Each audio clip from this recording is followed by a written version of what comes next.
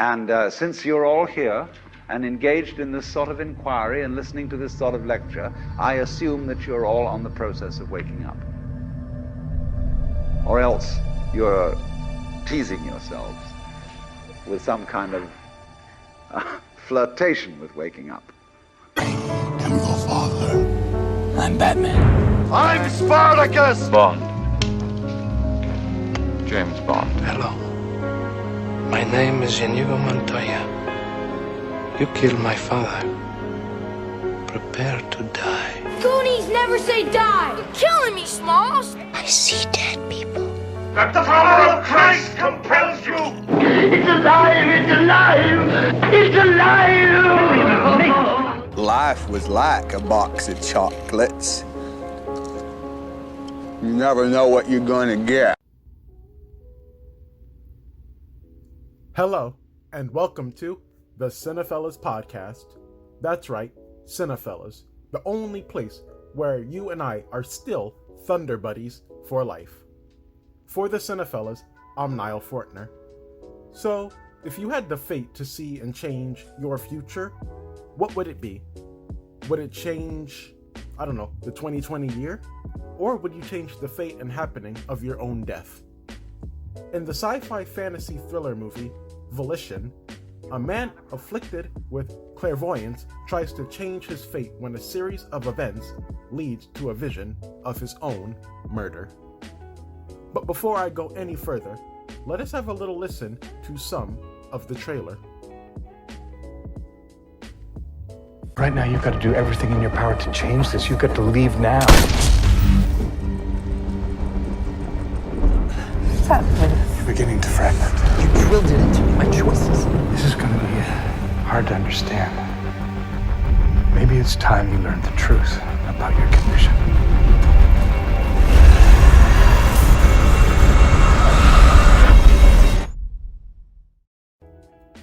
On this episode of the Cinephellas podcast, we have the star of Volition, Adrian Glynn McMorran, who plays James in the film.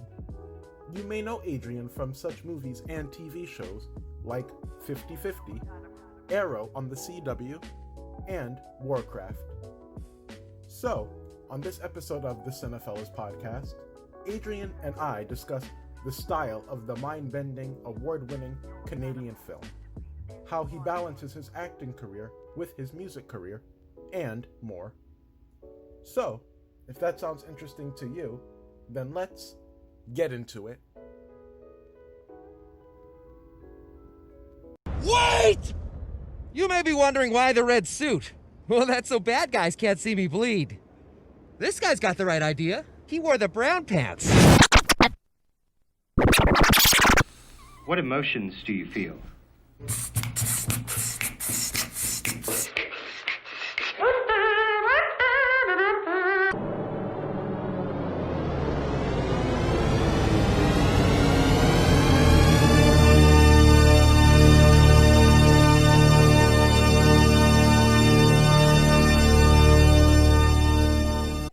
Hi Adrian, how are you? Hey, Niall, I'm doing good. How are you doing? I'm pretty good, thanks for asking. Just, trying to manage through this whole COVID stuff. And it's weird times. Yeah, I know. And I'm glad I actually got to really see this movie because, for one, it's very stylish and it has that same style of something that reminds me of movies like Fight Club or Limitless or Daniel Isn't Real. So, I was wondering, do you know what films inspired the style and the overall movie? I know that Tony Dean Smith, the director and co-writer, I know he's a big Christopher Nolan fan. So certainly a lot of the psychological complexity is inspired by that and the kind of the layering. Certainly Memento, I think, was a bit of an inspiration, and maybe Looper. But I also know Tony is a fan of films like true crime, like the one that Tarantino wrote in the early 90s. Like, I think some of the relationship between James and Angela was inspired by that kind of like devil may care kind of romance. So yeah, there's a few different things in there. Yeah, it's a very stylish movie, and that's like the first thing that really stood out to me when I'm like, this is a good looking movie. Great. And I also looked up that you're a musician too, is that correct? Yeah. Alright, cool. So how do you balance both your acting career and your music career at the same time?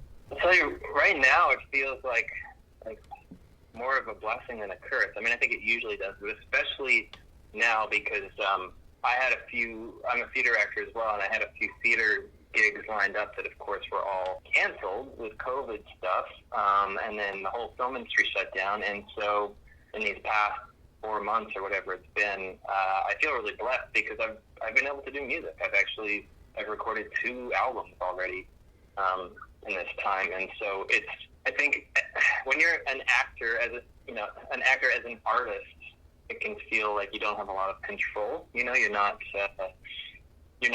generally writing the words you say, and you're kind of doing what people tell you to do, and you don't have any control over the audition process and all that kind of stuff. Whereas music is such a nice foil to that because, you know, I write the songs and I sing them, and I have all the creative control, and it just feels really satisfying to be able to have that.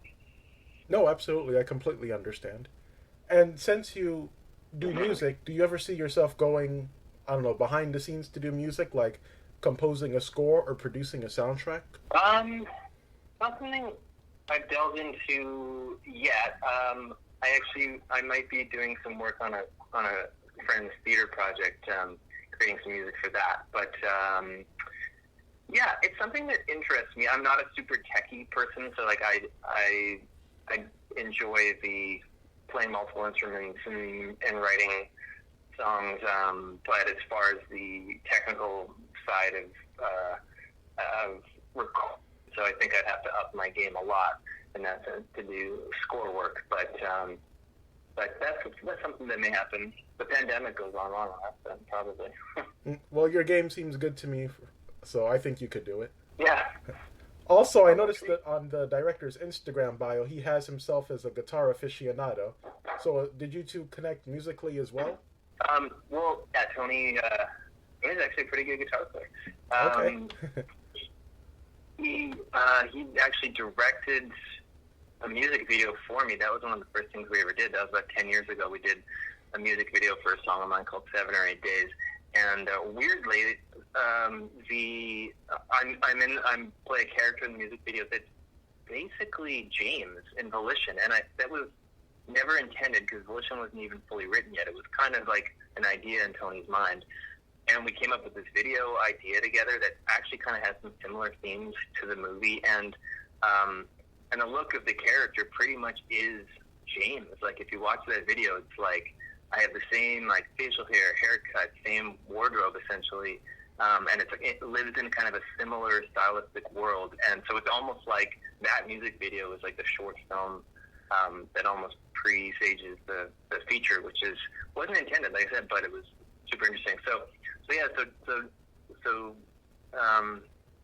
and also that record or that song comes from a record called Bruise, and the producer of that record, Matthew Rogers, ended up being doing the score for Volition, because Tony was a big fan of that record, and he was like, maybe we can get that guy to do the score, and yeah, so then Matt did an awesome job on that. Also, you were at the Philip K. Dick Film Festival, so I was wondering if you could tell me a little bit about that. Yeah, I think that was the Volition premiere. It was at the one down in LA, and yeah, it was great. It was really, really lovely little festival, like lots of passion. They took really good care of us, and yeah, it was like a really nice place for it to debut. And, how do you think movie watching will change, with this whole pandemic? Because, more people are watching movies at home now. So do you think that's a good thing or a bad thing? Just wanted to get your opinion on that. I think for this movie, it's a good thing because this movie, as of right now, it had a nice life in the film festival world all around the world, which is awesome. But it doesn't have like an actual theatrical release, which are obviously pretty hard to come by. So the fact that people are looking for stuff to watch at home is actually really good for us. So yeah, so I think we're kind of lucky for that. All right, and would you like to let our listeners know when and where they can see the movie? Yeah, it's going to be available July 10th on just about every video-on-demand platform, so Google Play and Apple Movies, and but right now you can pre-order it on Apple Movies. All right. And, this movie had me thinking about, like, what I would do if I saw, like, certain visions. So I'm curious, what would you, I guess, see in your vision in your near future? And what do you think you would see? Yeah, it's funny because in this movie, the things he sees are never really good, are they? No. But I honestly, this movie has already outstripped all of our expectations with all the places it's been in the past year and a half, and so I see nothing but good things. People are reacting really well to it, and I'm really excited to see how it does on video on demand because I think it's going to have a nice broad audience. No, it's going to. Trust me, I love it. All right, well, awesome. Thanks you so much for your time. Speaking with me. So, would you like to let us know where we can find you on social media too? Yeah, sure. I'm just under Adrian Glynn. All right. I like that. You keep it simple. Thank you. Yeah. All right. All right. Thanks, now. All right. Have a good day, Adrian. Bye-bye. Well, look at you. You made it all the way to the end of this podcast episode, which means you love us just as much as we love you. We would also really love if you took a look over at Cinephellas.com, because over there we have movie reviews, videos, more podcast episodes like this one, and a lot more. And you're most likely looking at a screen right now, so you might as well use it to look up Cinephellas on social media, such as Facebook, Instagram, and Twitter, for all kinds of movie and TV news and updates. We at Cinephellas really do appreciate your support.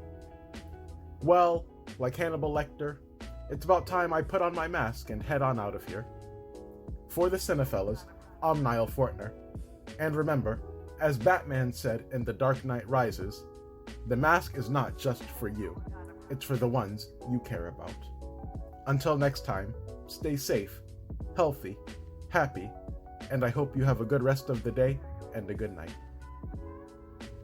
Why so serious? I am serious, and don't call me Shirley. Well, nobody's perfect. Go ahead. Make my day. E.T. phone home. There's no place like home. Hasta la vista, baby.